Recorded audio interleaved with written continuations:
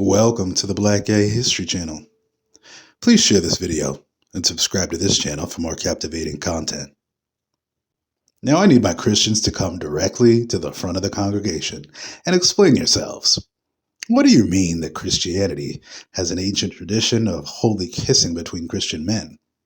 When I was researching other topics for the channel, like the kiss between Jonathan and King David in the Old Testament, as well as the kiss of betrayal between Jesus and Judas, the betrayer in the New Testament, I found this topic.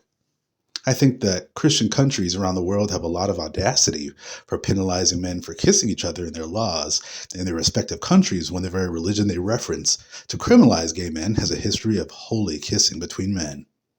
The kiss of peace, which is now called a sign of peace, is supposed to be a physical greeting between Christians to celebrate their unity in the worship of Christ. Now, this sign of peace can be a kiss, but it can also include handshakes and hugs as well.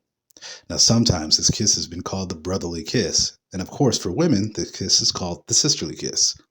What's even more fascinating about the history of this kiss of peace is that there are biblical verses that encourage Jews and Christians to practice this greeting, especially in the New Testament. Romans 16:16, 1 Corinthians 16, all say different variants of greet each other with a holy kiss. Now, of course, I realize that these kisses are supposed to be purely platonic, but I still think that considering that gay men are punished for kissing each other in many Christian countries like Nigeria, Uganda, and Jamaica, whether it's platonic or romantic, it's important to point out the hypocrisy that the Christian Bible says that it's perfectly all right for men to kiss each other under the guise of a Christian worship. What's much more ironic is that the most important kiss in the Bible was between two men who weren't related but were very close when Jesus is betrayed by his own disciple, someone who he worked alongside for years. The kiss between Prince Jonathan and the future king of Israel, King David, was repeatedly said to be passionate, and the love they had for each other was greater than that of the love of a woman. African countries like Nigeria and Uganda both penalized same-sex intimacy.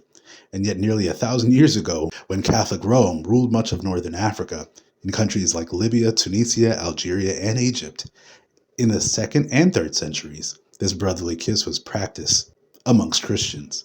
Nowadays, these same North African countries have many Muslim and Christian citizens, but homophobia has been entrenched in these countries' laws.